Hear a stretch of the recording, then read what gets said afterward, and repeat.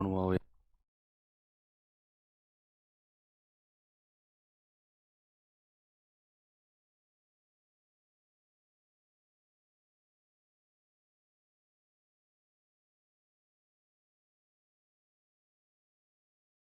हो गया।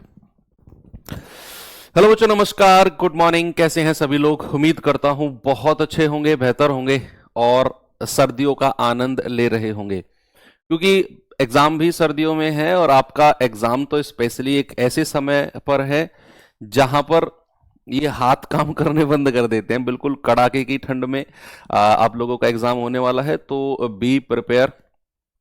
और एक एडवाइस मैं आपको देना चाहूंगा कि जब भी आप मॉक टेस्ट लगा रहे हो तो मॉक टेस्ट में आप उस समय को चूज करो जिस समय पर आयोग या बोर्ड एग्जाम लेता है। जैसे मान लो 3 शिफ्ट में एग्जाम होता है, तो आप मतलब आपको तीनों शिफ्ट के टाइम पर मॉक टेस्ट देने का एक्सपीरियंस होना चाहिए। तीनों शिफ्ट, मान लो एक शिफ्ट है 9 से 11, तो 9 से 11 एक मॉक टेस्ट दे लो। फिर अगला मॉक टेस्ट आप ऐसे टाइम पर रखो जो अगली शिफ्ट का टाइम हो।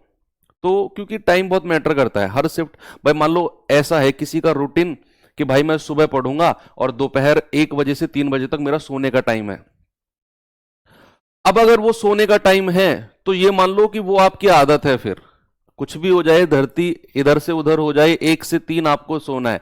और अगर आप 1 से 3 नहीं सोते हो तो फिर 1 से 3 आपको नींद आएगी और वो रेगुलर आएगी। और पता चला कि आपका एग्जाम का शिफ्ट जो है वो दोपहर का ही पड़ गया, अब वो तो सोने का टाइम है, उसमें तो आपको भाई कुछ भी हो जाए नींद आएगी। तो फिर एग्जाम हॉल में भी कहीं ना कहीं आपका दिमाग जो है वो उतनी स्पीड से, उतनी एनर्जी से काम नहीं करेगा। तो है ना, तो किसी भी सोने का तो स्पेशली आदत डालो ही मत कि ये फिक्स टाइम सोने का है रात को छोड़ के, है ना। तो दिन में आप लोग हर टाइम का, आपको जो एग्जाम होता है उस टाइम का आपको एक्सपीरियंस होना चाहिए एग्जाम देने का, ताकि कुछ किसी भी शिफ्ट में आपका एग्जाम पड़ जाए, आपको वो शिफ्ट अपने दिमाग के अनुसार एडजस्ट कर ले, आपका दिमाग उस शिफ्ट को। ठीक है, चलो करते हैं शुरू। कंपाउंड इंटरेस्ट एक बड़ा ही इंटरेस्टिंग टॉपिक। सिंपल इंटरेस्ट हम लोगों ने पढ़ा, और सिंपल इंटरेस्ट में दो बेसिक चीजें हम लोगों ने पढ़ी कि एक तो केवल मूलधन पर लगता है और हर साल बराबर लगता है। केवल मूलधन पर और हर साल बराबर लगता है, लेकिन यहां पर ऐसा नहीं है। कंपाउंड इंटरेस्ट में सारी की सारी थ्योरी जो है बच्चा वो चेंज हो जाती है।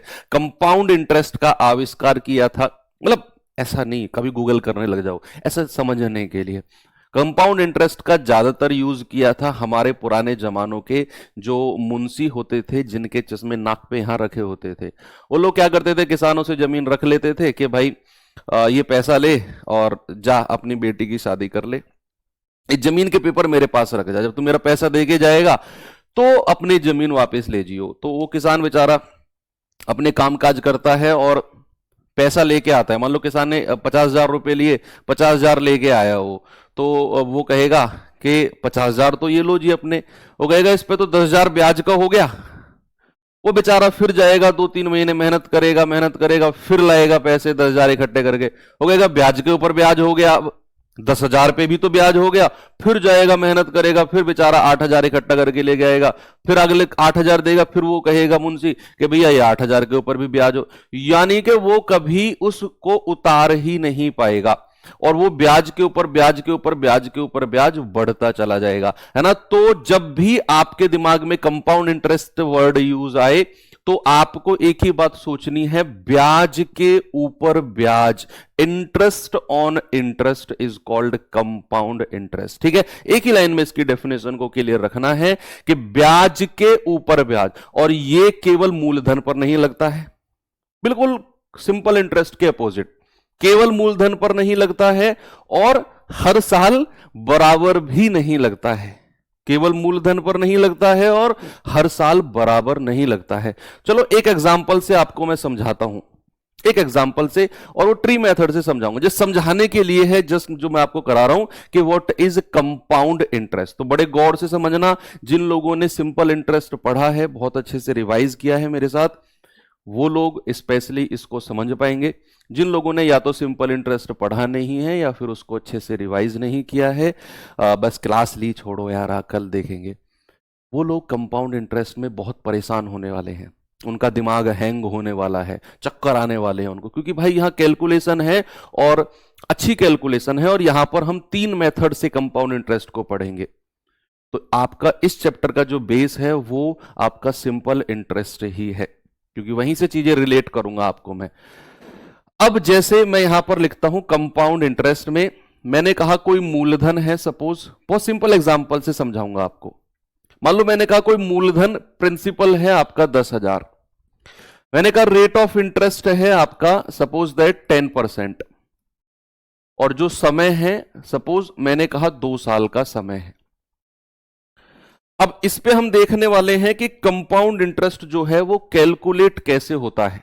कैलकुलेट कैसे होता है, मैं यहां पर लिखता हूं 10,000, मैंने लिखा यहां पर क्या 10,000, ये मूलधन है, समय कितना है 2 साल, तो मैं दोनों सालों को इस तरीके से अलग अलग लिख देता हूं कि भैया ये फर्स्ट ईयर है और ये सेकंड ईयर है, दोनों वर्षों को मैंने ऐसे लिख दिया। अब पहली साल इसके ऊपर कितना परसेंट ब्याज लगेगा, 10%। भैया ब्याज की दर है, ये वार्षिक है, ब्याज की दर वार्षिक का मतलब क्या है कि हर साल मिलने वाला ब्याज या हर साल मिलने वाला प्रतिशत ब्याज 10%, ठीक है। तो ये 10% तो भैया हर साल 10% रहेगा। प्रतिशत ब्याज की दर सेम रहेगी हर साल, लेकिन मिलने वाला ब्याज बराबर नहीं रहेगा। दोनों में डिफरेंस समझना। प्रतिशत दर तो हर साल सेम रहेगी जो आपको दी हुई है, लेकिन हर साल मिलने वाला ब्याज सेम नहीं रहेगा। कैसे? पहली साल 10% है, तो 10,000 का 10% कितना होता है? 10,000 का 10% होता है 1,000। 10,000 का 10% होता है 1,000। तो ये तो है इसका साधारण ब्याज। अगर मैं बात करूंगा सिंपल इंटरेस्ट यानी कि साधारण ब्याज की, तो भैया पहली साल भी 10%, दूसरे साल भी 10%, तो 1,000 और 1,000 2,000 हमारा सिंपल इंटरेस्ट हो गया। यहां तक हमने अभी पढ़ा है कि मूलधन अगर 10,000 है तो पहली साल 10% ब्याज, दूसरे साल 10% ब्याज, 1,000 और 1,000 2,000 का साधारण ब्याज है। लेकिन कंपाउंड इंटरेस्ट में थोड़ी देर पहले मैंने आपको बताया कि ब्याज के ऊपर ब्याज, interest on interest he compound interest है। तो पहली साल तो मूलधन पर मिलेगा, लेकिन जैसे ही आप दूसरे साल में एंट्री करते हो, जैसे ही बच्चा आप दूसरे साल में एंट्री मारते हो, आपको ये दूसरे साल में मूलधन पर तो 10% मिल गया, लेकिन जो पहली साल में ब्याज कमाया था ना, उस पर भी 10% का ब्याज देना पड़ेगा आपको। पहली साल जो आपने ब्याज कमाया ना 10% का, उस पर भी 10% ब्याज दो। देखो यही डिफरेंस है एसआई और सीआई में। एसआई की बात जब हो रही थी केवल मूलधन पर ब्याज था, केवल मूलधन पर, और ये लाइन हमने खूब अच्छे से याद की कि केवल मूलधन पर 10% दैट इज 2,000।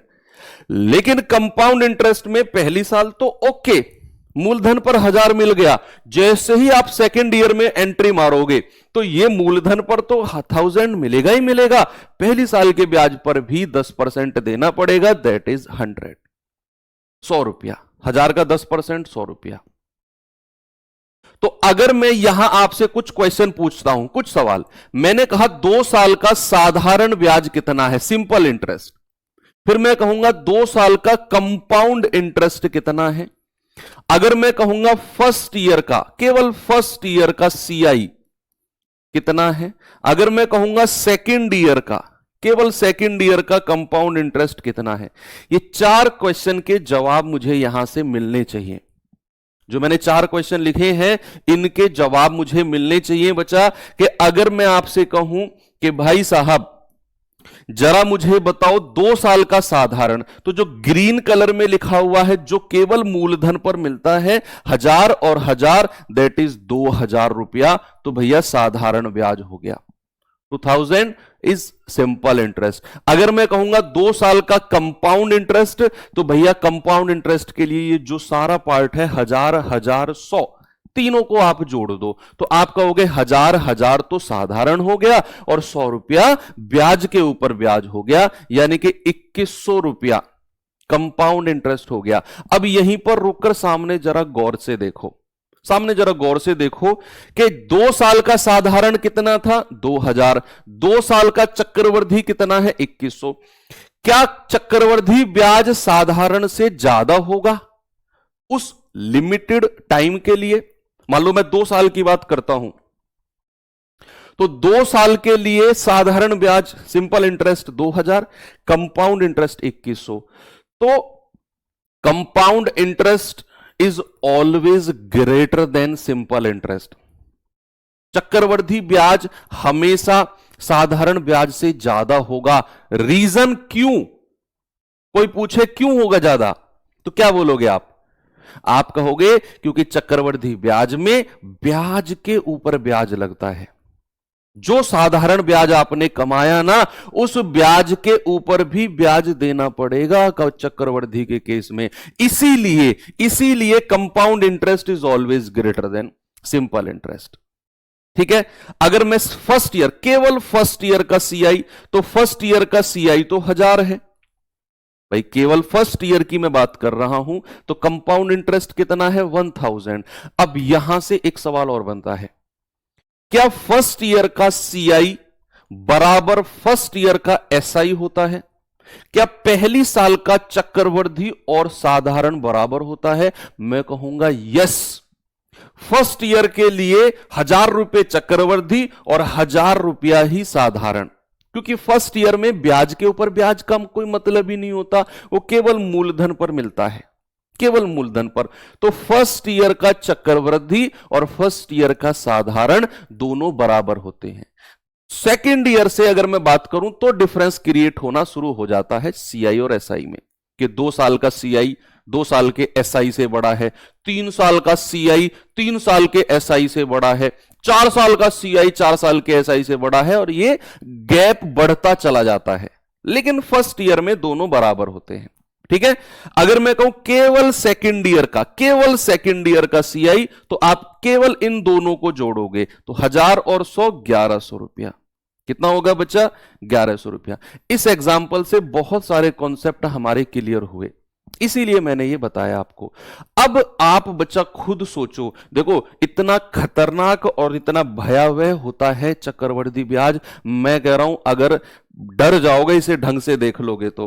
कैसे? अगर मैं जैसे ही 1 साल और ऐड करता हूं, देखो ये तो 2 साल की कहानी थी बच्चा, अगर मैं 1 साल और ऐड कर दूं इसमें, देखना तुम्हें खुद रोना आ जाएगा उन लोगों के ऊपर जिन्होंने इसको दिया है। अगर मैं 1 साल और ऐड कर दूं, मैं इसको 2 साल की जगह 3 साल कर दूं, 3 साल कर दूं मैं इसको, तो कहानी देखना कैसे पलटेगी। भैया यहां पर आप एक और साल ऐड करोगे कि भैया ये हमारी थर्ड ईयर हो जाएगी, थर्ड ईयर, और इस थर्ड ईयर में 1000 रुपए पर तो 10%, 10,000 पर तो 10% मिलेगा ही मिलेगा।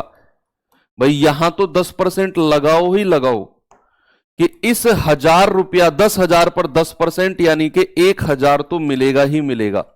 ये 1000 तो है ही है, मूलधन पर तो मिलता ही जाएगा। वो जो रेट ऑफ इंटरेस्ट ब्याज की दर जो है ना हमारी 10%, मूलधन पर तो वो मिलता ही जाएगा। लेकिन अब देखना तुम कि जैसे ही मैं थर्ड ईयर पे गया, तो पिछले वर्ष जितने भी ब्याज आपने कमाए, चाहे ये 1000 हो, चाहे ये वाला 1000 हो, चाहे ये वाला 100 हो, तीनों पे ब्याज देना पड़ेगा। ये आपकी मजबूरी है।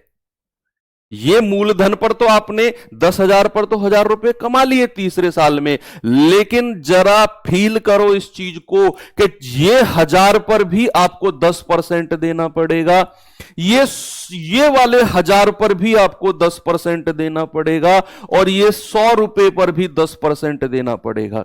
आपके दिमाग में आएगा सर इस वाले 1000 पे तो हम दे चुके हैं ब्याज, हम दूसरे साल में इस वाले 1000 पर तो दे चुके हैं, तो तीसरे साल में क्यों दे रहे हैं इस 1000 पर? यही तो असली रोना है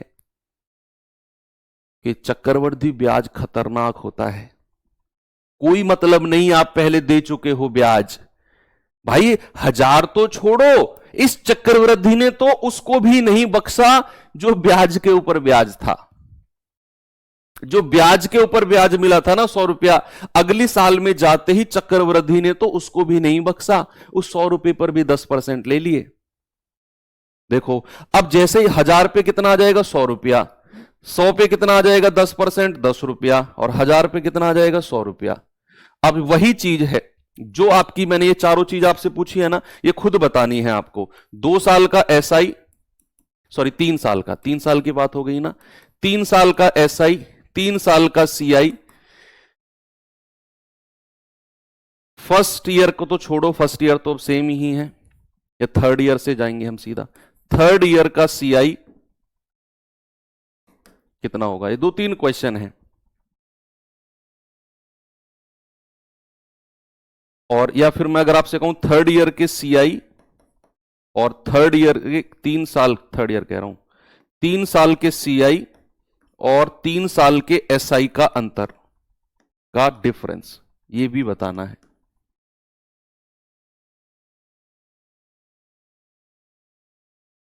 बताओ जल्दी से इन तीनों चारों सवालों के जवाब। अगर मैं आपसे कहूंगा केवल 3 साल का एसआई, 3 साल का एसआई जो ग्रीन पेन से है, एसआई को कोई मतलब नहीं ब्याज के ऊपर ब्याज से, एसआई तो बेचारा बड़ा साधारण सा है, उसे तो मतलब है जी भाई साहब जो पैसा उधार दिया ना उस पे ही आप थोड़ा थोड़ा ब्याज जितना बन रहा है ना वही दे दो, मैं बड़ा सीधा हूं, मुझे ब्याज के ऊपर ब्याज से कोई मतलब नहीं है, मुझे कोई मतलब नहीं है ना। तो यहां पर अगर मैं 3 साल के एसआई की बात करूंगा तो 1000 1000 1000 कितना हो जाएगा मेरे भाई? 3000। बहुत बहुत सीधा है ये, बहुत सीधा बच्चा है, साधारण ब्याज, उसे कोई मतलब नहीं ब्याज के ऊपर ब्याज से, वो केवल मूलधन पर लगेगा। हां, अब आते हैं सीआई पे। सीआई जितने भी नंबर आपको दिख रहे हैं ना, चाहे वो साधारण ब्याज हो चाहे वो ब्याज के ऊपर ब्याज हो, ये सब सीआई है, ये सब क्या है? सब सीआई है। तो 1000 1000 1000, 3000, 100 100 100, 300 और 10 रुपया, यानी कि 3310, तो कितना हो गया? 3310 रुपया। अगर मैं केवल थर्ड ईयर के सीआई की बात करूं, केवल थर्ड ईयर का सीआई, तो केवल थर्ड ईयर का मतलब है आपको केवल ये वाला पार्ट जोड़ना है। तो 1000 100 100 10 कितना आ गया? 1210 आ गया ना। कितना आ गया मेरे भाई? 1210 रुपया। अब अगर मैं कहता हूं 3 साल के सीआई और 3 साल के एसआई का अंतर, तो 3 साल का सीआई कितना हो जाएगा? इन सबको जोड़ो भाई, आप इन सबको जोड़ोगे सीआई के केस में, और 3 साल के एसआई मतलब जो केवल ग्रीन पेन से है उनको जोड़ोगे। और अगर अंतर की बात करोगे तो ये वाला ग्रीन पेन वाला पार्ट हट जाएगा, जो ये नीचे के 100 100 100 और 10 बचे हैं, यही तो अंतर होगा भाई। 3 साल के सीआई के लिए सबको जोड़ो, एसआई के लिए केवल ग्रीन पेन को जोड़ो, अंतर के लिए सारे में से ग्रीन पेन को हटा दो एसआई को, तो यही तो बचेगा अंतर। कितना बचेगा? 100 100 100 और 10, 310। या फिर यहां से भी माइनस कर दो, 3310 में से 3000 माइनस कर दो, 310। अब आप खुद सोचो, अगर मैं यहां चौथी साल भी लिख दूं, यहां अगर मैंने 4th ईयर लिख दिया, तो कितना घमासान युद्ध होने वाला है, कितना घमासान युद्ध होने वाला है अगर मैं यहां चौथी साल। आप सोचो अगर मैं 5वीं साल लिख दूं ना तो पगला जाओगे, मैं 6ठी साल लिख दूं तो और पगला जाओगे। मतलब मैं ये नहीं कह रहा हूं ये हार्ड है, मैं ये कहना चाह रहा हूं कि चक्रवृद्धि ब्याज का मतलब कितना कितना डीप होता है, उसे कोई मतलब नहीं, उसे मतलब है जो पैसा आपने पिछली साल कमाया ना सबके ऊपर ब्याज देना पड़ेगा, सबका फैसला होगा, सबका बदला लेगा। ठीक है, ये चक्रवृद्धि ब्याज। तो ठीक है भैया, ये आपको समझ में आ गई चक्रवृद्धि ब्याज की कहानी, समझ में आ गई। सवाल इस तरीके से नहीं करने हमें, ये तो मैंने आपको जस्ट समझाया है कि क्या सीआई होता है, क्या एसआई होता है, उसमें डिफरेंस किस तरीके से बनते हैं। ये तो जस्ट हमने डिफरेंस और सीआई का मतलब देखा है। अब बात आती है सीआई को करना कैसे है, सीआई के जो क्वेश्चंस होते हैं वो किस तरीके से होते हैं। तो जस्ट हमने अभी सीआई की डेफिनेशन देखी है इस एग्जांपल के माध्यम से। अब आते हैं हम कि सीआई या कंपाउंड इंटरेस्ट के क्वेश्चंस को करने के मेथड्स कौन कौन से होते हैं। भैया बेसिकली सीआई किसी एक पर्टिकुलर मेथड से आसान नहीं बनता है। आप कोई भी एक पर्टिकुलर मेथड को पकड़ लो कि भैया रेशियो मेथड से कराओ और सारे क्वेश्चन रेशियो मेथड से कराओ, भैया आप नहीं कर सकते हो। कर लोगे लेकिन वही है कि जो क्वेश्चन किसी और मेथड से, वही क्वेश्चन अगर किसी और अल्टरनेट मेथड से 30 सेकंड में हो रहा था, आपने जिद पकड़ ली कि मुझे तो रेशियो मेथड से करना है, वो चला जाएगा 5 मिनट का। And everything is nothing but time. ठीक है, तो हमें सब कुछ टाइम के अकॉर्डिंग मैनेज करना है। तो मैं अक्सर जब सीआई पढ़ाता हूं तो मैं 3 मेथड को पैरेलल लेके चलता हूं।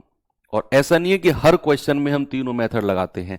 हम क्वेश्चन को देखेंगे और ये डिसाइड करेंगे कि इन तीनों मेथड में से कौन सा मेथड हमें इस क्वेश्चन में लगाना है, और बहुत जल्दी हम लोग ये डिसाइड कर लेंगे। आप डिसाइड कर लोगे, मैं आपको सिखाऊंगा कि कैसे सवाल को पढ़ के ये डिसाइड करना है कि कौन से मेथड से करना है, और आप सीख जाओगे, मुझे भरोसा है इतना। ठीक है, तो तीनों मेथड को हम यहां पर लेकर चलेंगे। ओके, तो methods of CI, methods of CI, compound interest के मेथड्स कौन कौन से होते हैं। पहला, दूसरा और तीसरा मेथड, तीनों मेथड को हमें देखना है। क्योंकि बच्चे ये 3 तीर तो एक बहुत बड़ा योद्धा बाहुबली को भी चलाने पड़े थे एक टाइम पे आके। मूवी देखी होगी ना बाहुबली, सबने, बहुत बड़ा योद्धा था बाहुबली, ऐसे फेंक दिया वैसे फेंक दिया, लेकिन जब अटैक हुआ एक राज्य पर, बाहुबली को लगा कि यार एक एक तीर से काम नहीं चलेगा, तो तीनों तीर बाहुबली को भी निकालने पड़े थे, है ना। कि देवसेना मणिबंधम बहिर्मुखम कहता है ना वो, तो वही 3 तीर हमें भी अपने पास रखने हैं, वो वाले नहीं, मतलब 3 मेथड्स। तो पहले वाला मेथड होता है आपका रेशियो मेथड, रेशियो मेथड। एक सेकंड मेथड होता है आपका फॉर्मूला मेथड, फॉर्मूला मेथड। और थर्ड नंबर पे जाता है आपका जीआर मेथड, जिसको हम क्या कहते हैं बच्चा, गोल्डन रेशियो मेथड। जीआर का मतलब क्या है, जीआर का मतलब है golden ratio method, golden ratio. अब तीनों को एक एक करके हम एक्सप्लेन भी करेंगे कि what is ratio method, what is formula method, what is GR method. Example के माध्यम से मैं आपको समझाऊंगा। देखो थ्योरी है इसमें, इस चैप्टर में नो डाउट थ्योरी है, लेकिन एक बार मैंने आपको सारी थ्योरी एक्सप्लेन कर दी, फिर सवालों में आपको बार बार थ्योरी पढ़ने की जरूरत नहीं पड़ेगी। जैसे रेशियो मेथड क्या है, सपोज दैट, एग्जाम्पल के माध्यम से समझाऊंगा कि मैंने कहा मूलधन, सपोज आपको दिया हुआ है 5,000 रुपया, 5,000, रेट ऑफ इंटरेस्ट सपोज आपके पास है 10%, और समय है 2 साल। समय कितना है, 2 साल। तो रेशियो मेथड आप लोगों ने परसेंटेज में पढ़ा, आप लोगों ने प्रॉफिट लॉस में पढ़ा, आप लोगों ने उसे डिस्काउंट में भी पढ़ा। अब रेशियो मेथड क्या है कि जो भी आपका परसेंटेज दिया हुआ है उसका जरा फ्रैक्शन बनाओ, तो 1/10 हो जाएगा 10% का फ्रैक्शन। कितना हो जाएगा बच्चा, 1/10। तो आपको देखना है चक्रवृद्धि ब्याज के केस में, पहली बार तो 10 से 11 एक जोड़ दो, ऊपर वाला 10 से 11 कर दो पहली साल के लिए, कि अगर मेरा मूलधन 10 रुपया है तो उस पर 1 रुपया ब्याज मिलेगा, तो मिश्र धन कितना हो जाएगा, 11 रुपया। भाई मूलधन अगर 10 रुपया है तो उस पर मिलने वाला ब्याज 1 रुपया है, तो अमाउंट कितना हो जाएगा, 11। अब जितने वर्ष हमको दिए हुए हैं, जितने समय, जितने ईयर्स हमको दिए हुए हैं, उतनी बार 10 से 11 करना है टोटल।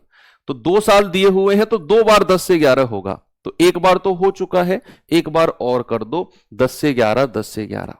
यही आपने करना है कि जो हमारा परसेंटेज दिया होगा रेट ऑफ इंटरेस्ट, उसको आपने फ्रैक्शन में बदलना है, और फिर जितना समय दिया होगा आप कहेंगे सर उतनी बार हम उसे फ्रैक्शन को आगे बढ़ा देंगे, फिर इनकी मल्टीप्लाई करेंगे। 10 धाम कितना हो गया? 100। फिर इसकी मल्टीप्लाई करेंगे, 11 11 हम 121। तो जो ये राइट हैंड साइड वाला पार्ट होता है, दिस इज कॉल्ड अमाउंट, इसी को मिश्र धन बोलते हैं। और जो लेफ्ट हैंड साइड वाला पार्ट होता है, दिस इज कॉल्ड प्रिंसिपल, इसी को हम क्या कहते हैं बच्चा? इसी को हम मूलधन बोलते हैं। देखो अगले आधे घंटे प्लीज कमेंट मत करो, बहुत वैल्यूएबल चीज मैं आपको पढ़ा रहा हूं। इतनी वैल्यूएबल चीजों में अगर आप अपने थर्ड क्लास के क्वेश्चंस को मुझसे पूछोगे तो ये वैल्यूएबल चीज डिस्टर्ब हो जाएगी और आपका नुकसान हो जाएगा। तो ये मेरी रिक्वेस्ट है कि जितने भी आपके क्वेश्चंस हैं कि सर ये वाली चीज पीडीएफ वहां नहीं मिल रही, वो वाली चीज वहां नहीं मिल रही, वो कैसे मिलेगी, ये क्वेश्चंस बिल्कुल इस बीच में मत पूछो। ये एक क्वेश्चन 100% दुनिया धरती इधर से उधर हो जाओ, कितनी ही तीव्रता का भूकंप आ जाओ, एक सवाल इस चैप्टर से आना ही आना है। और जब मैं इतने कॉन्फिडेंस से कह रहा हूं तो फिर इस चैप्टर को अच्छे से पढ़ लो। आज की थ्योरी मैं आपको पढ़ा रहा हूं, कल से तो, या फिर हो सकता है आज इतना टाइम मिल जाए तो मैं टाइप्स वाइज आ जाऊंगा, टाइप वाइज क्वेश्चन शुरू कर दूंगा, फिर थ्योरी में इतना टाइम नहीं लगेगा, क्योंकि सारी थ्योरी शुरुआत में पढ़नी होती है CIK में। मैंने क्या बोला? ये लेफ्ट हैंड साइड वाला प्रिंसिपल, ये 121 अमाउंट मिश्रधन, और इन दोनों का जो डिफरेंस होता है 21, वो आपका कंपाउंड इंटरेस्ट यानी कि चक्रवृद्धि ब्याज होता है, चक्रवृद्धि ब्याज।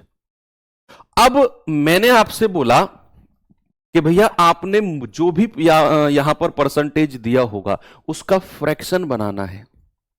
क्या किसी भी बच्चे के दिमाग में आया कि सर अगर परसेंटेज कुछ इस तरीके का हुआ, 2%, 3%, 3%, 3%, सर 7%, तो सर इसके फ्रैक्शन तो बनाने 7/100 हो जाएंगे भाई, और इसका 3 साल सपोज आ गया तो 100 से 107, 100 से 107, 100 से 107, 107 की मल्टीप्लाई करेंगे क्या सर हम? क्या किसी बच्चे के दिमाग में आया कि सर अगर 3% हुआ तो 3/100, 100 से 103, 100 से 103, 100 से 103, 103 की मल्टीप्लाई करते रहेंगे क्या हम रेशियो मेथड से? इधर तो 103 बनेगा। तो फिर तो सर रेशियो मेथड बड़ा टिपिकल हो जाएगा। मैं कहूंगा हाँ, देखो जो मैं बोल रहा हूं ना, ये मैं आपको डिफरेंशिएट बता रहा हूं कि रेशियो मेथड आप कहां यूज करोगे और कहां नहीं करोगे। आपके दिमाग में क्लियरिटी आ गई कि भैया अगर हमारा परसेंटेज, अगर हमारे ब्याज की दर कुछ ऐसी हुई जिसका फ्रैक्शन बनाना आसान है, जिसका भिन्न बनाना आसान है, या जिसका फ्रैक्शन हमने परसेंटेज चैप्टर में पढ़ा, तो आप रेशियो मेथड से जाओगे। लेकिन अगर ऐसे परसेंटेज हुए 3%, 7%, 11%, 11% आ गया, 17% आ गया, 9% आ गया, 9% आ गया, तो फिर रेशियो मेथड वहां पर आपका टाइम खा जाएगा। फिर उसके लिए सेकंड मेथड ने जन्म लिया। सेकंड मेथड ने जन्म लिया क्या? Formula method. फॉर्मूला मेथड कि भैया आपके परसेंटेज अगर ऐसे होना कि जिनका फ्रैक्शन आप नहीं बना सकते हो तो मेरे पास आ जाओ, फिर मैं हूं आपके लिए, घबराओ मत। तो फिर आपकी घबराहट दूर की किसने? फॉर्मूला मेथड ने। रेशियो मेथड से शुरुआत करी, हमने उसकी कमी देखी कि यहां पर ये लगेगा तो परेशान करेगा, हम कूद के पहुंचे किसके पास? हम कूद के पहुंचे फॉर्मूला के पास। भाई साहब आप हेल्प कर दो। फॉर्मूला ने कहा डोंट वरी बी हैप्पी, मैं हूं। फॉर्मूला मेथड ने कहा अगर तुम्हें 2 साल का CI चाहिए ना, 2 साल का कंपाउंड इंटरेस्ट चाहिए, तो चुपचाप एक फॉर्मूला लगा दो, A + B + A × B/100। और फॉर्मूला मेथड ने मुस्कुरा के कहा नाम तो सुने ही होगे मेरा। आप कहोगे हां यार नाम तो तुम्हारा सुना था मैंने परसेंटेज चैप्टर में। फॉर्मूला ने कहा हंस के वही तो हूं मैं। A% की वृद्धि और B% की वृद्धि, सक्सेसिव वृद्धि, वही तो हूं मैं। A + B + A × B/100। वही तो हूं मैं, बस तो वही लगाना है आपने कि भैया फॉर एग्जाम्पल अगर आपका मैंने कहा रेट ऑफ इंटरेस्ट आपका सपोज 9% हुआ, समय आपका सपोज दैट 2 ईयर हुआ, तो 2 साल का कंपाउंड इंटरेस्ट कितना हो जाएगा? समय आपका 2 साल रहा, रेट आपका 9% रहा, तो आपका फॉर्मूला कहता है ए प्लस बी प्लस ए गुणा बी बटे 100। ए की जगह भी 9 रख दो और बी की जगह भी 9 रख दो, क्योंकि रेट ऑफ इंटरेस्ट अगर 9% है तो हर साल 9% रहेगा ब्याज की दर। तो पहली साल भी 9%, दूसरे साल भी 9%, तो 9 प्लस 9 प्लस 9 इंटू 9 बटे 100। आप कहोगे 18 प्लस 81 बटे 100 यानी कि 0.81, तो यह आ जाएगा 18.81%। 18.81%। ये फिर आपकी हेल्प कर दी किसने? Successive method, that is formula method ने। तो आप कहेंगे सर क्या ये 2 ही साल तक सीमित है, 3 साल का फॉर्मूला? मैं कहूंगा हां, होता है 3 साल का फॉर्मूला भी, और वो फॉर्मूला 3 साल का मैं बताता हूं क्या होता है। 3 साल का सीआई का जो फॉर्मूला होता है भैया, अगर रेट ऑफ इंटरेस्ट अलग अलग है, 3 साल के सीआई का फॉर्मूला मैं आपको बता देता हूं पहले ही, कि अगर रेट अलग अलग है, कि मान लो फर्स्ट ईयर का R1 आपको A% दिया हुआ है, दूसरे साल का चक्रवर्ती ब्याज की दर आपको अलग दी हुई है B%, और तीसरे साल की चक्रवर्ती ब्याज की दर अलग दी हुई है C%। तीनों साल की ब्याज की दर अलग अलग दे दे, तो एक फॉर्मूला हमारा, मैंने आपको यह भी पढ़ाया है आपको, कि पहली बार तो तीनों को जोड़ दो, A plus B plus C plus 2 की multiply A B plus B C plus C A upon 100 plus तीनों की multiply A B C upon 40। ये आपका बनता है 3 साल का ब्याज की दर, कि एक बार तीनों को जोड़ो, 2 की मल्टीप्लाई करके बटा 100, तीनों की मल्टीप्लाई करके बटा 10,000। आप कहोगे सर इसमें तो 2 साल वाला भी लगा दे। मैं कहूंगा हां यार, तुम तो बड़े तेज निकले कि सर ए और बी में ए गुणा बी, ए प्लस बी प्लस ए गुणा बी बटे 100 लगा दे, जो वहां से मिलेगा उसे तीसरे में लगा दे। तुमने इसमें क्या अलग कर दिया? मैंने बता दिया था, ये तो तुम्हें पहले ही लगा सकते हो। अगर मान लो रेट ऑफ इंटरेस्ट सेम रहे, ब्याज की दर अगर सेम रहे, कि रेट ऑफ इंटरेस्ट सपोज मैंने कहा A% है और समय 3 साल है, ब्याज की दर एक ही है A% और समय 3 साल कह दिया, यहां तो ब्याज की दर अलग अलग थी। तो उस केस में आपको क्या करना है? ए बी सी की जगह ए को रिप्लेस कर दो, ए प्लस ए कितना हो जाएगा? 3A। भाई 3 साल का सीआई कितना हो जाएगा? 3A प्लस ए गुणा ए स्क्वायर ए स्क्वायर ए स्क्वायर। भाई बी की जगह भी ए रख दो, सी की जगह भी ए, बी की जगह भी ए, सब कुछ ए कर दो, तो ए स्क्वायर प्लस ए स्क्वायर प्लस ए स्क्वायर 3A स्क्वायर बटे 100, और यहां भी ए बी सी की जगह ए तो ए क्यूब हो जाएगा, ए क्यूब बटे 40।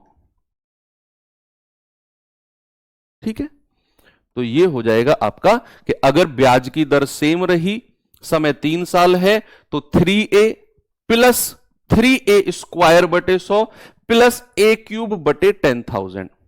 ये आपका 3 साल का फॉर्मूला है। अलग अलग निकालना चाहो तो अलग अलग निकाल देना, अपने उस पुराने वाले फॉर्मूले से इससे, आपकी मर्जी है। ये जस्ट बताना मेरा काम था। ना जरूरत पड़ेगी इसकी, नहीं पड़ेगी, नहीं पढ़ने दूंगा इसकी जरूरत आपको, ठीक है। तो लेकिन फिर भी नॉलेज होनी चाहिए, कल को आप किसी और को बताने लग जाओ तो आप एटलीस्ट उसे बता पाओ कि 3 साल का फॉर्मूला होता है लेकिन करना नहीं है। वही चीज है अभिमन्यु वाली, कि अभिमन्यु को चक्रव्यूह में घुसना आता था लेकिन निकलना नहीं आता था उसको। तो वही चीज आपको, अगर आप किसी और को बता रहे हो ना, तो 3 साल के फॉर्मूले बता देना उसको कि ये फॉर्मूला है, लेकिन यूज नहीं करना है, इसका अल्टरनेट हम आपको बताएंगे। तो यहां पर अब आता है तीसरा मेथड बच्चा, दैट इज GR मेथड। क्या आता है हमारा? GR method. अब GR मेथड क्या है भैया? देखो GR मेथड के लिए फॉर्मूला मेथड और रेशियो मेथड दोनों अपने आप में परिपूर्ण है। परिपूर्ण का मतलब समझ रहे हो आप? परिपूर्ण का मतलब है कि भैया जो काम रेशियो मेथड से नहीं होगा उसे फॉर्मूला कर देगा, और जो फॉर्मूले से दिक्कत आएगी उसे रेशियो कर देगा। फॉर्मूले से दिक्कत कहां आएगी? फॉर्मूले से दिक्कत एक जगह आएगी कि मान लो आपको रेट ऑफ इंटरेस्ट कुछ इस तरीके से दे दिया, 16 सही 2/3%, और समय दे दिया 2 साल, तो आप कौन सा मेथड जाओगे बताओ? फॉर्मूला मेथड या रेशियो मेथड? आप खुद सोचो, खुद सोचो कि अगर रेट ऑफ इंटरेस्ट हमारा 16 सही 2/3% है और समय 2 साल है, क्या इसमें आप a+b+a गुणा b/100 लगाओगे?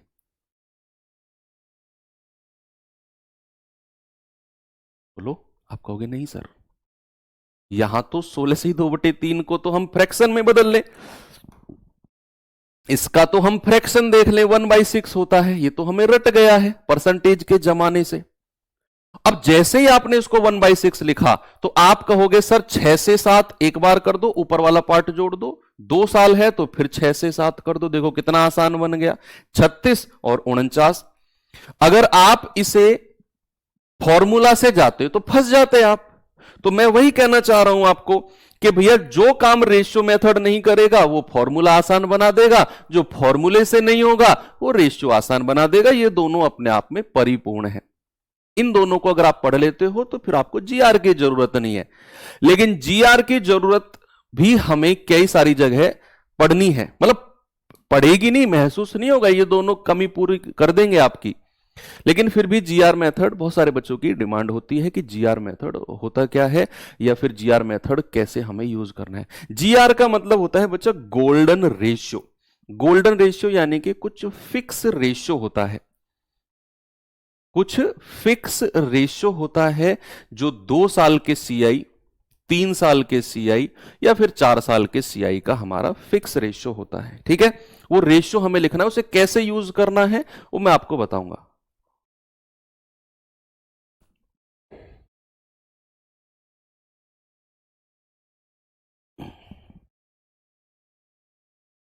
देखो, गोल्डन रेशियो में अगर मैं आपसे कहूं 2 साल के सीआई का गोल्डन रेशियो होता है 2:1, 2:1। अगर मैं आपसे कहूंगा कैसे यूज करना है, तसल्ली रखना, बताऊंगा सारी चीजें। 3 साल का गोल्डन रेशियो होता है 3:1। 4 साल के सीआई का गोल्डन रेशियो होता है 4:6:4:1। और 5 साल की हालांकि जरूरत पड़ेगी नहीं, आप फिर भी देख लो, 5:10:10:5 और 1। 3 साल तक काम चल जाएगा, मैक्स टू मैक्स 4 ईयर। 5 साल का तो मैंने जस्ट लिखवा दिया है, इनकेस अगर आ जाए तो आप कहोगे 5:10:10:5:1। अब ये आपको थोड़ा सा दिमाग में रखना पड़ेगा कि 2 साल का सीआई का जीआर होता है, गोल्डन रेशियो होता है 2:1, 3 साल का होता है 3:3:1, 4 साल का होता है 4:6:4:1 और 5 साल का होता है 5:10:10:5:1। अब इसको यूज कैसे करना है जीआर को, जरा मैं बताता हूं आपको। ये सब हटाओ यहां से और आ जाते हैं अपने थोड़ा सा जीआर के पास। मैंने आपसे कहा मूलधन, मूलधन मेरे पास सपोज दैट 10,000 है। मूलधन कितना है? 10,000 है। समय कितना है मेरे पास? 2 साल। समय कितना है? 2 साल। Rate of interest suppose that मैंने कहा 8%, 8% है। तो आपसे कहेगा कि बताइए 2 साल का सीआई क्या होगा, 2 साल का चक्रवृद्धि ब्याज क्या होगा। मैंने आपसे बोला ना कि या तो रेशियो मेथड और फॉर्मूला मेथड, ये दोनों ऐसे मेथड हैं जो अपने आप में परिपूर्ण है। इसकी कमी वो पूरी कर देगा, उसकी कमी वो पूरी कर देगा। आपको यहां जीआर मेथड की कमी शायद ना महसूस हो, लेकिन हमें चूंकि जीआर मेथड पढ़ना है तो मैं ये सवाल जीआर से कराऊंगा। आपको क्या सर, इसे तो रेशियो उससे कर दो, फॉर्मूला से, कि रेट 8% है 2 साल का, a+b+a गुणा b/100 लगा दो। भाई लगा सकते हो, मैं कह रहा हूं ना कि जरूरत उन दोनों आपस में एडजस्ट कर लेते हैं, जीआर की कमी महसूस नहीं होने देते। लेकिन पढ़ना है तो मैं इसलिए बता रहा हूं आपको कि जीआर से कैसे करेंगे इस सवाल को। तो जैसे ही आपने समय देखा, जैसे ही आपने समय देखा, आपने देखा समय है बच्चा 2 साल, तो 2 साल का जीआर आपके दिमाग में फिर आना चाहिए। समय के हिसाब से जीआर एडजस्ट करता है, तो 2 साल का जीआर होता है हमारा 2:1। क्या होता है मेरे भाई? 2 साल का जीआर होता है हमारा 2:1।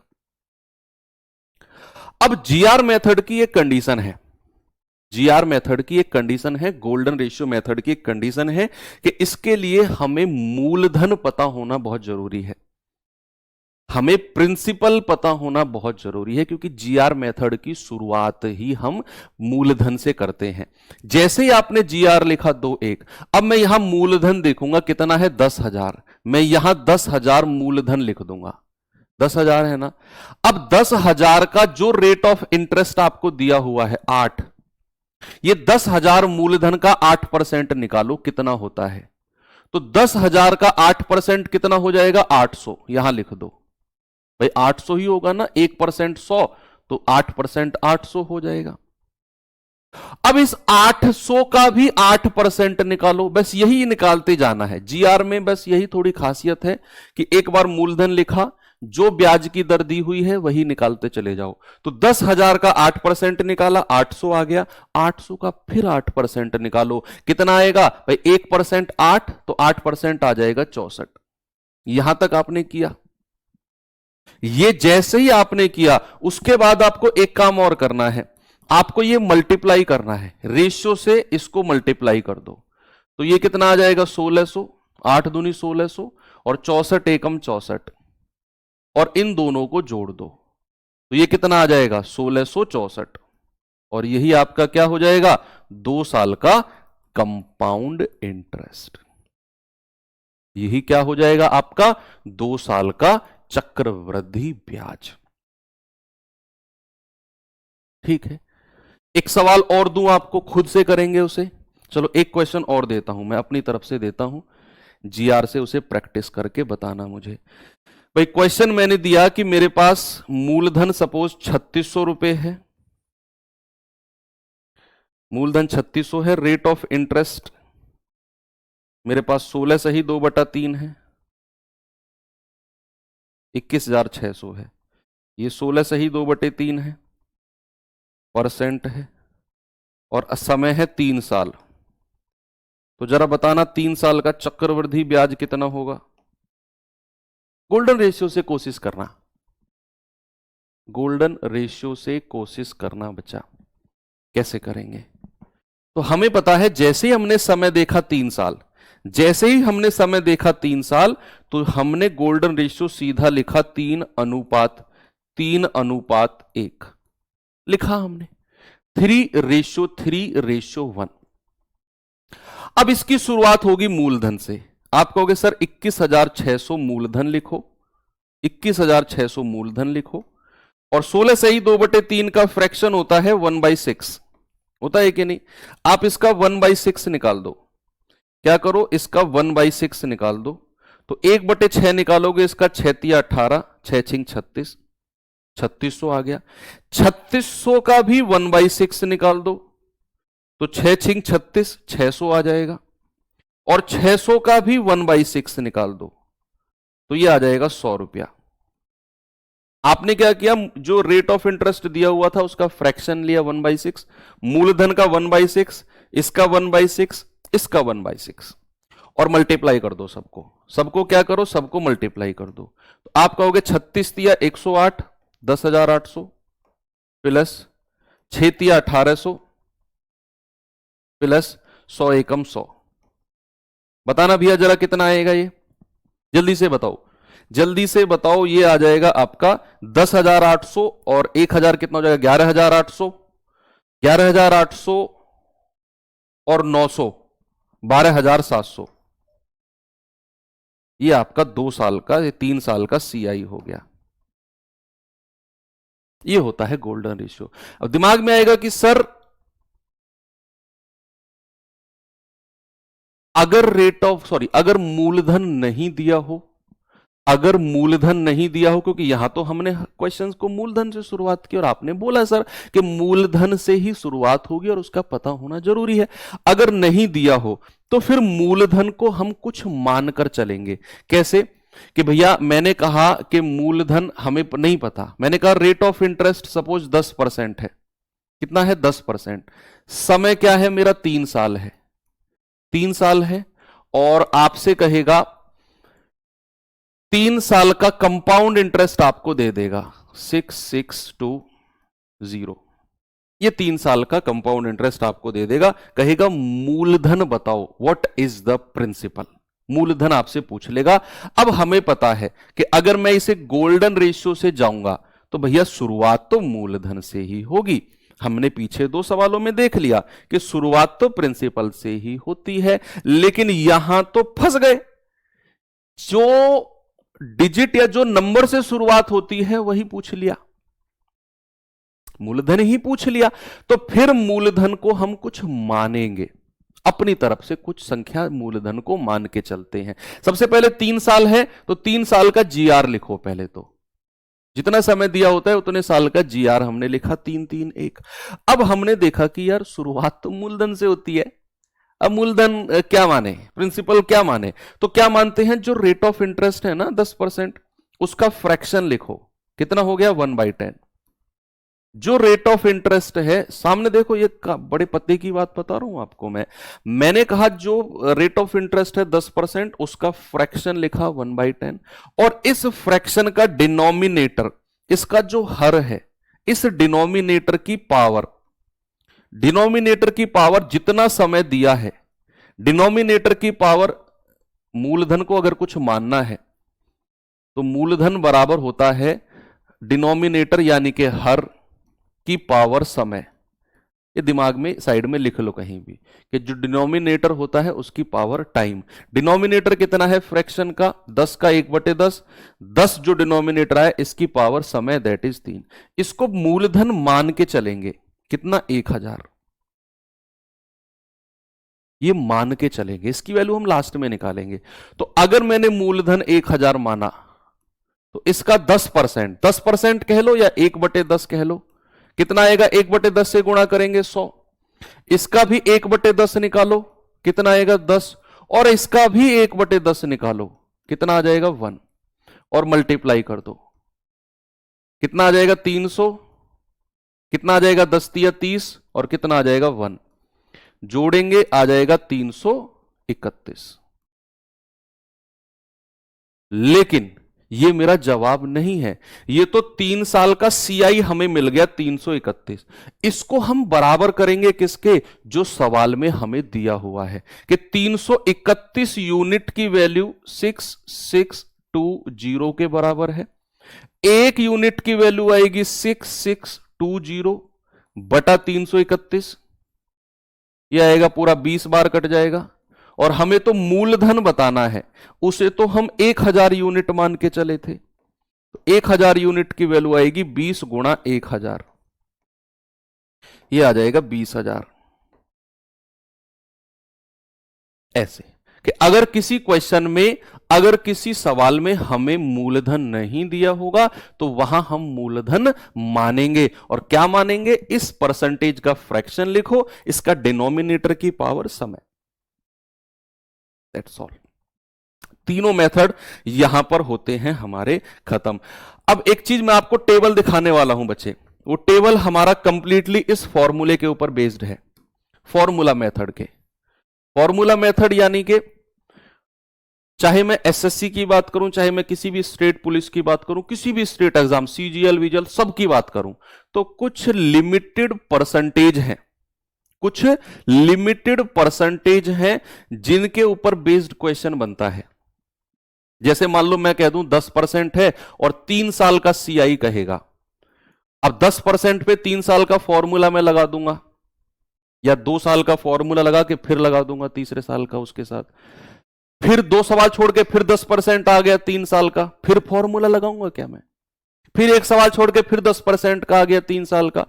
क्योंकि भाई प्रीवियस ईयर में 10% हो गया, 5% हो गया, 20% हो गया, 15% हो गया, 3% हो गया, 5% हो गया, यही रिपीटेडली पूछे गए हैं। चाहे 2 साल की बात हो, चाहे 3 साल की बात हो, चाहे 4 साल की बात हो, कुछ लिमिटेड परसेंटेज हैं जो बैक टू बैक पूछे जाते हैं, और जब हमें पता है कि कुछ limited percentage back to back पूछे जा रहे हैं, तो क्यों ना मैं उनका फिक्स परसेंटेज याद कर लूं। अरे ये क्या कह रहे हो याद कर लूं? हां, याद कर लो, बिल्कुल याद कर लो। जैसे 10% का 2 साल का 21% होता है, a प्लस बी प्लस ए गुणा बी बटे 100 लगाया और 2 साल का 21% निकाल दिया। 10% का 3 साल अगर आ जाए तो 33.1% होता है। कहां से आया ये आप फॉर्मूला लगा के निकालोगे। मैं टेबल दिखाने वाला हूं आपको। 10% का 4 साल का आ जाए ना तो 46.41% होता है। कहां से आया ये आप फॉर्मूला लगा के निकालोगे। जैसे 5% का 2 साल का होता है आपका 10.25%। ये डायरेक्ट याद करना है। एक A4 सीट लेनी है, जैसे परसेंटेज के वो लिखे थे ना आपने, ऐसी A4 सीट लेनी है और ये इनके 2 साल 3 साल 4 साल का इस तरीके से आपको लिखकर याद करना है।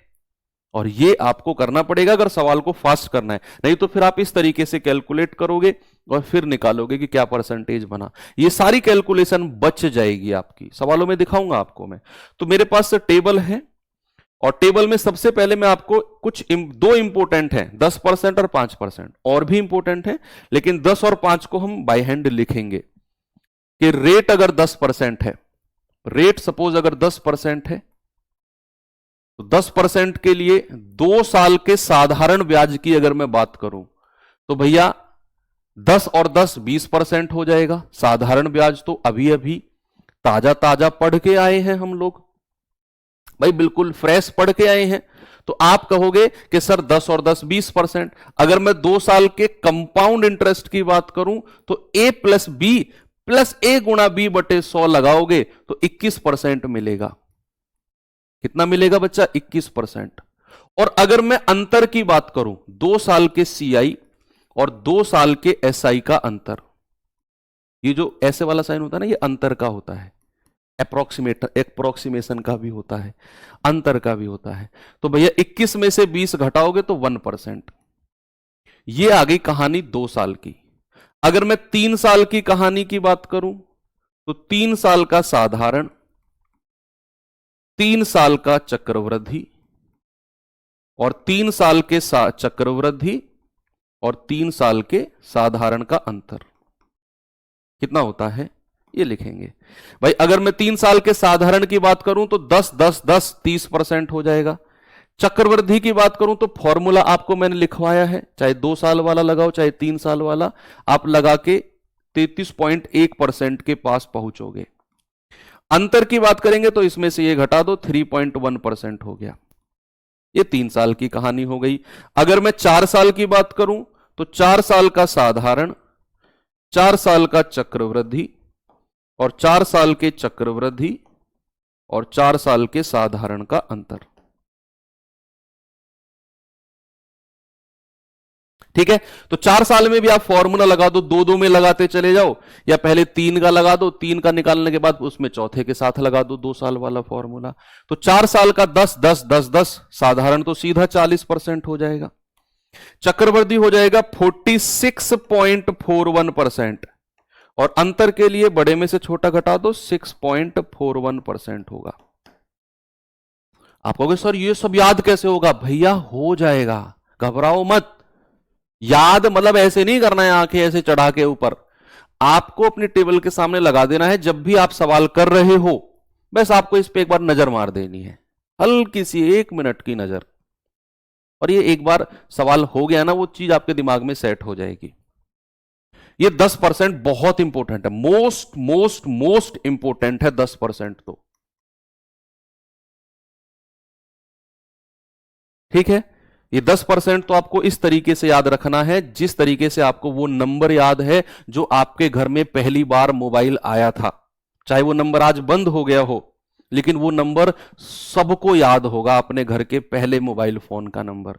चाहे आज भी चल रहा हो वो बात अलग है, लेकिन हो सकता है बंद हो गया, किसी घर में लैंडलाइन फोन लगा हो उस टाइम पे, फर्स्ट टाइम जब फोन आए थे, मोबाइल लिया हो, जो भी है वो नंबर सबको याद रहता है लाइफ टाइम, कि हमारे घर में पहली बार फोन आया था उसका नंबर ये था।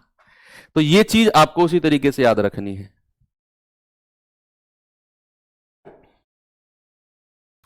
अब 5% की बात करता हूं मैं कि रेट बचा अगर 5% रहा तो 2 साल का एसआई, 2 साल का सीआई और 2 साल के सीआई और 2 साल के एसआई का अंतर।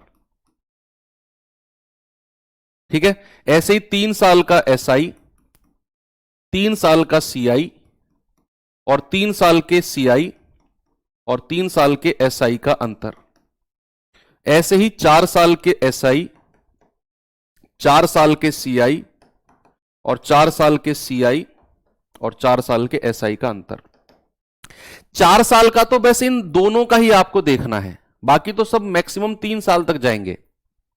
हर किसी परसेंटेज का 4 साल तक याद नहीं करना, बस इन दोनों का, क्योंकि ये दोनों मैक्स टू मैक्स पूछे गए हैं आपके एग्जाम में। तो आप कहेंगे कि अगर मैं बात करता हूं एसआई की, तो बच्चे एसआई में आपका आएगा 5% है तो 2 साल का 10% हो जाएगा। 2 साल का सीआई हो जाएगा 10.25%। ठीक है, 2 साल का इनका अंतर हो जाएगा 0.25%। एसआई 3 साल का हो जाएगा 15%। 3 साल का फॉर्मूला लगाओगे तो 15.7625% होता है। 15.7625। इतनी लंबी डिजिट कैसे याद होगी? हो जाएगी, उसकी टेंशन मत लो, ये हो जाएगी आपको। अंतर आएगा 0.7625। 4 साल का होता है 20%, साधारण तो सीधा सीधा मल्टीप्लाई कर दो, ये होता है 21.55% और अंतर जाएगा 1.55%। ये दो ऐसे परसेंटेज हैं जो मोस्ट इंपोर्टेंट है, 5% और 10%। ठीक है भाई, अब हम चलते हैं कुछ और इंपोर्टेंट परसेंट, वो भी इन्हीं की तरह इंपोर्टेंट है, वो मैंने टेबल में लिखे हुए हैं। जैसे यहां पर अगर मैं चलूं तो फिर एक इंपोर्टेंट आता है आपका रेट। अगर 20% है, रेट क्या है? रेट अगर 20% है, समय 2 साल है, तो 2 साल का सीआई 44%, एसआई 40%, अंतर आ जाएगा 44 में से 40 गया 4। रेट कितना है? 20%। 3 साल का हो जाएगा 72.8, एसआई 20 या 60 और डिफरेंस आ जाएगा, घटाओगे 12.8। रेट अगर 15% है तो 2 साल का होगा 32.25, एसआई होगा 30%, 15 दूनी 30, डिफरेंस आएगा बड़े में से छोटा घटा दो। रेट अगर 15% है तो 3 साल का ये केस होता है 52.08, 45 घटाओगे इतना। रेट अगर 2% है, देखो जो छोटे छोटे रेट होते हैं ना, ये बहुत पूछे जाते हैं, चाहे 2% हो 3% हो, ये बहुत पूछे जाते हैं। तो रेट अगर 2% है तो 2 साल का सीआई 4.04%, एसआई 2 दूनी 4, घटाओगे डिफरेंस मिलेगा। 3 साल का होता है 6.1208%, एसआई 2 तिया 6%, मल्टीप्लाई करोगे डिफरेंस आ जाएगा, बड़े में से छोटा घटा दोगे। आगे बढ़ते हैं, इसे देख लो। 3% भी एक इंपॉर्टेंट है, मैंने कहा ना छोटे छोटे रेट बड़े इंपॉर्टेंट है। 2 साल का 6.09, एसआई मल्टीप्लाई 3 दूनी 6, डिफरेंस ये। 3 साल का आएगा 9.2727, एसआई आएगा 9%, डिफरेंस घटा दोगे। रेट अगर 4% है तो 2 साल का 8.16, एसआई 8 और ये 0.16। 3 साल का 12.4864, 12%, एसआई, डिफरेंस मिल जाएगा। रेट अगर 12, ये भी एक इंपॉर्टेंट है, 12% भी आजकल एसएससी ने कई बार पूछा। 2024-25 में 12% से बहुत सारे सवाल बने हैं, बहुत सारे। ठीक है, तो रेट 12% है तो 2 साल का होता है 25.44, एसआई 24, घटाओगे 1.44 मिलेगा। 3 साल का 40.49, ये 3 साल पे क्वेश्चन पूछे गए हैं, इसलिए मैंने कहा ना इंपॉर्टेंट है। 12% का 3 साल के क्वेश्चन पूछे गए हैं। 36% एसआई होता है, डिफरेंस आएगा 4.49। रेट 8%, इतना इंपॉर्टेंट नहीं है, लेकिन आप चाहो तो याद कर सकते हो। ठीक है, तो यहां पर आते हैं, बस हमारे कुछ इंपॉर्टेंट खत्म होते हैं। अब ये तो रहा हमारा मेथड्स ऑफ सीआई। क्वेश्चन कैसे पूछे जाते हैं सर जी, इस पर क्यों इतना आप लोग परेशान हो रहे हो? पढ़ाने तो दो, कैसे पूछे जाएंगे, कैसे करने हैं, सब कुछ दिमाग में सेट है। कब कौन सी क्या चीज करानी है किस तरीके से आपके दिमाग में भेजनी है वो गारंटी मेरी है। पहले जो पढ़ा रहा हूं उस पर ध्यान दो। मैं वापस आऊंगा इनके पास है, बताऊंगा कि ये फॉर्मूला लिखूंगा सवालों में कि यहां पर ये यूज करना है।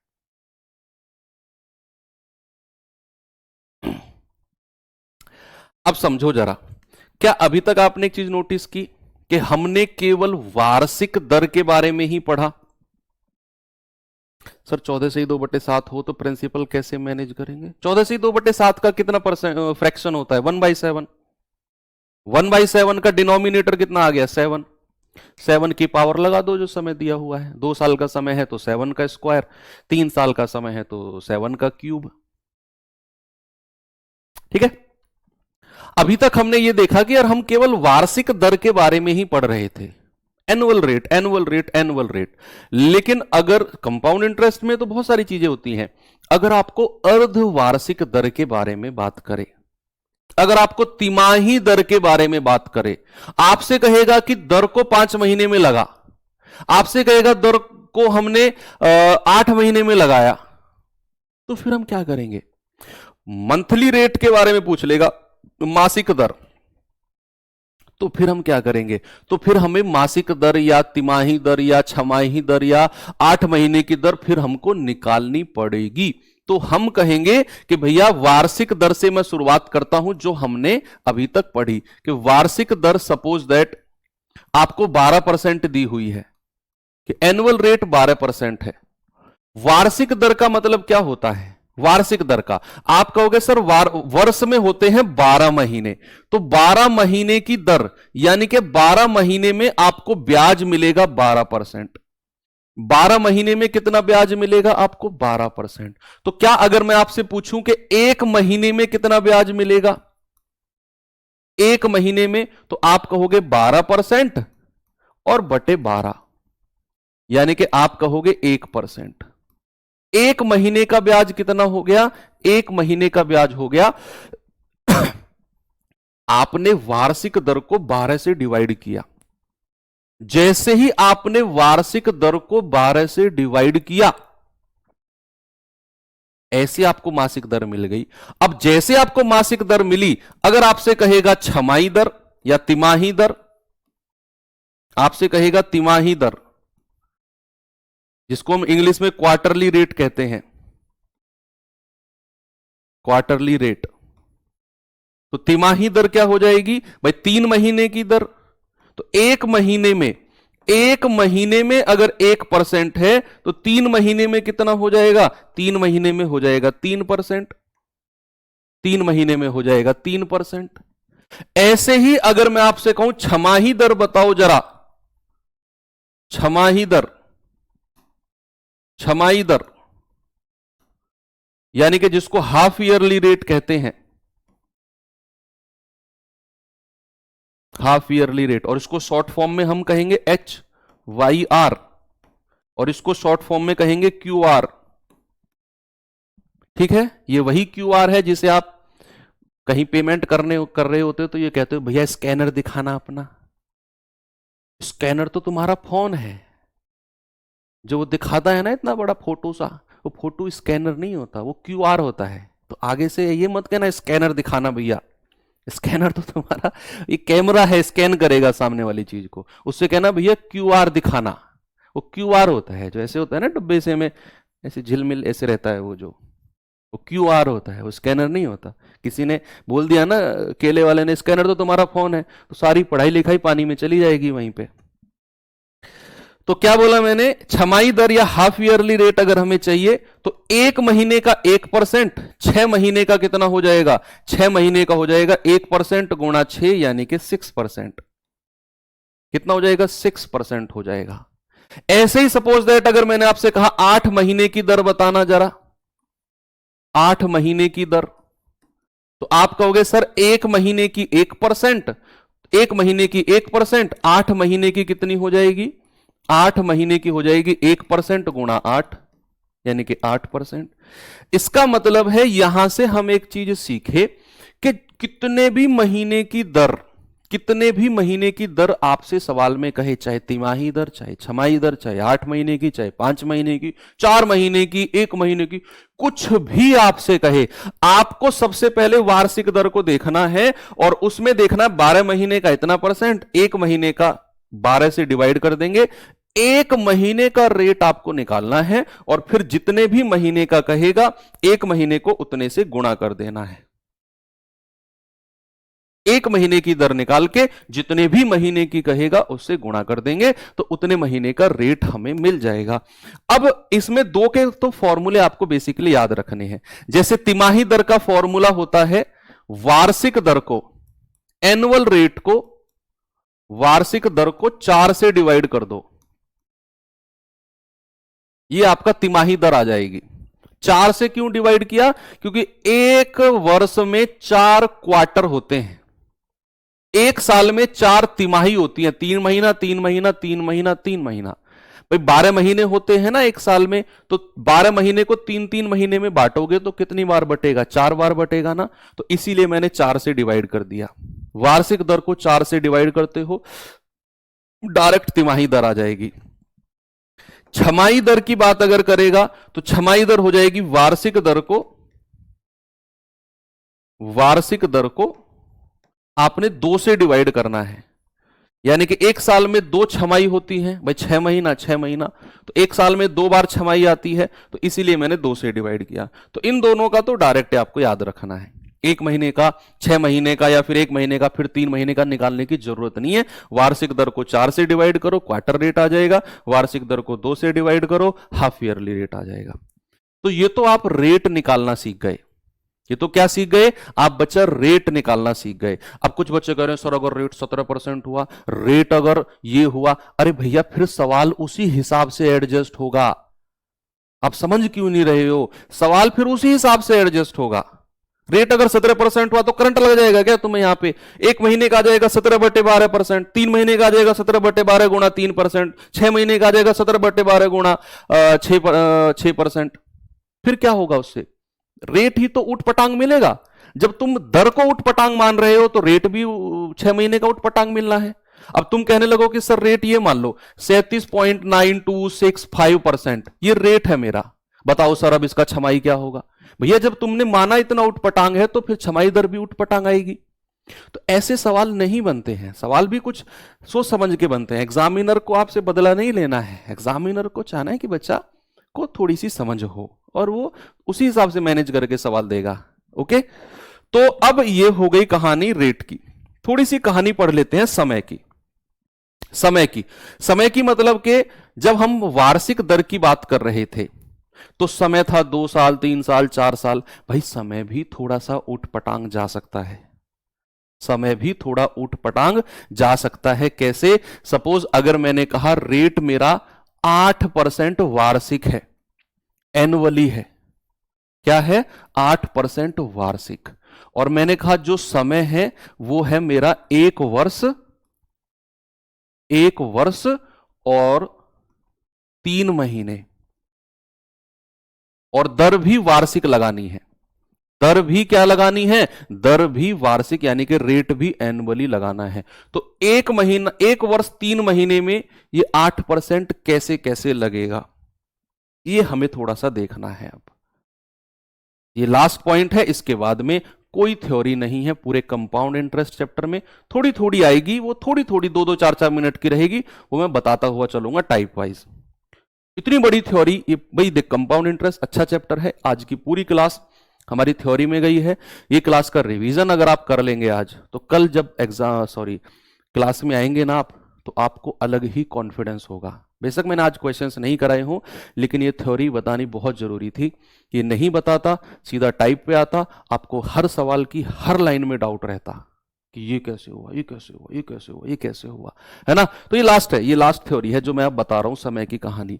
कि भैया अगर रेट 8% है, 1 साल 3 महीने का समय है, तो आपको पता है कि रेट अगर वार्षिक है तो पहली वर्ष जो 1 साल उसने कंप्लीट हमें दी हुई है, इसमें तो पूरा 8% लगेगा। 1 साल में तो पूरा 8% लगेगा। लेकिन जो ये 3 महीने होंगे, जो ये 3 महीने हैं, इस 3 महीने को पहले वर्ष में बदलो। 3 महीने को पहले किस में बदलो? वर्ष में। तो महीने को वर्ष में बदलना आप जानते हैं, 12 से डिवाइड करते हैं। महीने को किस में बदलना है? पहले वर्ष में बदलना है। और आपको पता है किसी भी महीने को 12 से डिवाइड कर दोगे तो तुरंत वर्ष में बदल जाएगा। अब इसको आप दर से मल्टीप्लाई कर दो, 1/4 इंटू 8%। तो आप कहोगे 2% आ गया। क्या कहोगे? 2%। और इस पे फॉर्मूला लगा दो भाई, ये 8% हो गया, ये 2% हो गया, इस पे फॉर्मूला लगा दो, a plus B plus a गुणा b बटे 100। इस पे ये वाला फॉर्मूला लगा दोगे, आपको इनकी सक्सेसिव रेट मिल जाएगी, एकल दर इक्विवेलेंट रेट मिल जाएगा। ठीक है, अगर इस तरीके से आएगा। सपोज अगर मैंने आपसे कहा कि रेट हमारा 6% है, समय हमारा है 3 वर्ष या 2 वर्ष 6 महीने, 2 वर्ष और 6 महीने, तो कैसे कैसे रेट लगेगा भैया? वार्षिक दर ही लगानी है, वार्षिक दर ही लगानी है आपको। तो कैसे कैसे लगेगा? अभी छमाही दर की बात नहीं कर रहा हूं मैं, वार्षिक दर की ही बात कर रहा हूं। वो जो छमाही दर तिमाही दर वो बताऊंगा अभी मैं वार्षिक दर की ही बात कर रहा हूं। तो पहले 2 वर्ष की अगर मैं बात करूं जो कंप्लीट है, तो 6% और 6% लगेगा। बेशक ये सक्सेसिव रहेगा, लेकिन लगेगा 6% पूरा कंप्लीट 1 साल का 6%, अगले कंप्लीट 1 साल का 6%। लेकिन जब बात आएगी 6 महीने पर, तो इसे पहले वर्ष में बदलना है, 12 से डिवाइड कर दो, तो यह आ जाएगा 1/2 वर्ष। और फिर आप इसको मल्टीप्लाई कर दो किससे? जो हमारा वार्षिक दर दी हुई है, आप कहोगे 3%। तो अब आपके पास रेट हो गए, आपके पास हो गए 6%, 6% और 3%। आप इनमें सक्सेसिव का फॉर्मूला लगा दो, या तो डायरेक्ट 3 साल वाला फॉर्मूला लगा दो, या फिर आप क्या कर सकते हो, आप इसमें 2 का फॉर्मूला लगा दो, उसके साथ 3 का लगा दो, तीसरे का। रेट कैसे निकालना है वो मैंने आपको बताया, समय का, कि पूरे कंप्लीट टाइम ना हो, इस तरीके से हो, और वार्षिक दर एनुअल रेट ही बात हो रहा हो, तो कैसे निकालते हैं। अब कहानी आती है कि अगर मैंने कहा रेट ऑफ इंटरेस्ट आपका 10% वार्षिक है, क्या है बच्चा? 10% वार्षिक है, और मैंने कहा समय मेरा 1 साल है, और ब्याज जो है वो छमाही दर लगता है, हाफ ईयरली लगता है, छमाही दर लगता है, हाफ ईयरली हिसाब से लगता है। तो आपको क्या है वो नहीं बताना, आपको यह है कि छमाही दर कितनी होगी और 1 साल में कितनी बार लगेगा, ये 2 जवाब देते जाओ। क्या रहेगा, कितना होगा, वो जवाब नहीं देना आपको केवल 2 क्वेश्चन के जवाब देने हैं कि छमाही रेट कितना होगा, हाफ ईयरली रेट कितना होगा, HYR, और आपको यह बताना है कितनी बार लगेगा, कितनी बार लगेगा। ये आपको 2 चीज मुझे बतानी है कि हाफ ईयरली रेट कितना होगा और कितनी बार ये लगेगा। तो आप कहोगे कि सर रेट 10% वार्षिक है, और अगर ये छमाही यानी कि हाफ ईयरली लगना है तो छमाही दर तो सर हमने अभी अभी पढ़ाई है, आपने वार्षिक दर को 2 से डिवाइड कर दो, यानी कि 10% को हमने 2 से डिवाइड कर दिया, तो आप कहोगे कि सर ये तो 5% रेट हो गया हाफ ईयरली। और सेकंड क्वेश्चन है कितनी बार लगेगा, तो ये आपको थोड़ा सा खुद सोचना है कि अगर मैं ब्याज को छमाही लेता हूं, छमाही यानी कि हर 6 महीने में, तो 1 साल में कितनी बार लगेगा ब्याज?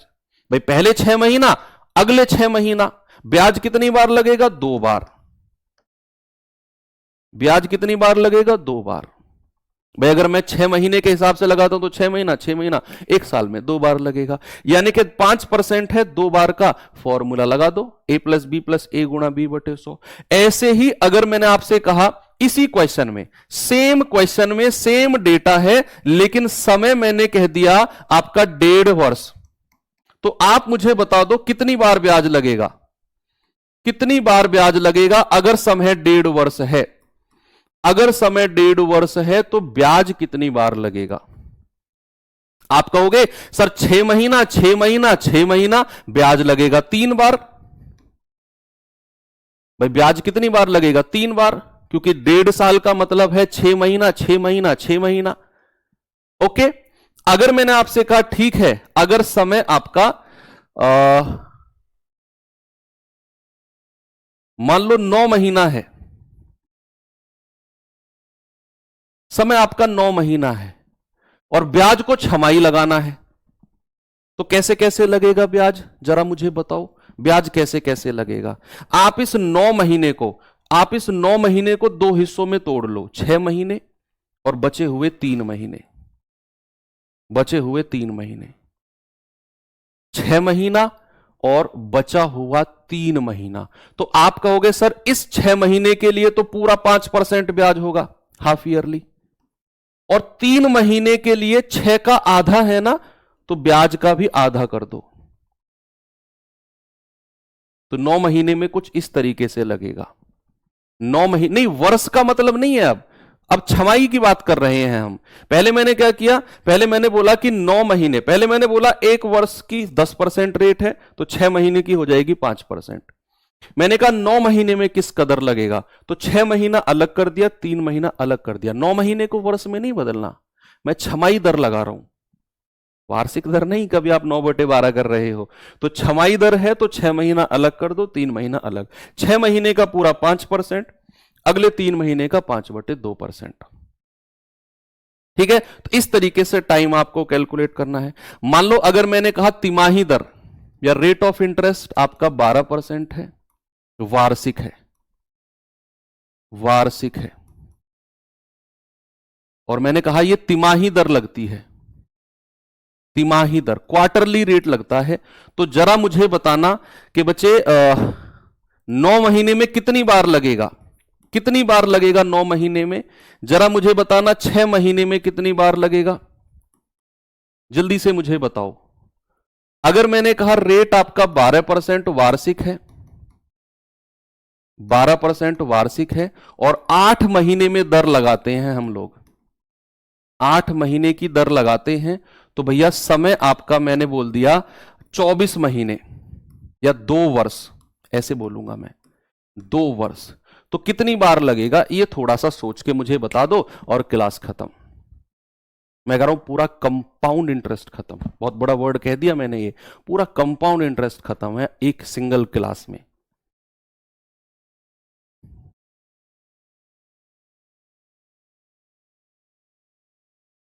बताओ जल्दी से कि अगर मैं तिमाही दर की बात कर रहा हूं, सबसे पहले तिमाही दर निकालो, सबसे पहले क्वार्टरली रेट निकालो।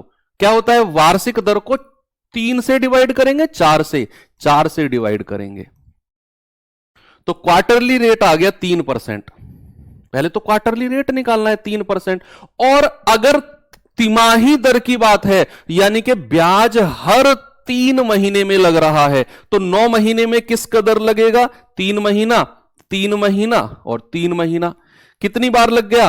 आप कहोगे 3 बार। ऐसे ही 6 महीने में 3 महीना और 3 महीना। कितनी बार लगेगा बच्चा? 2 बार, 2 बार।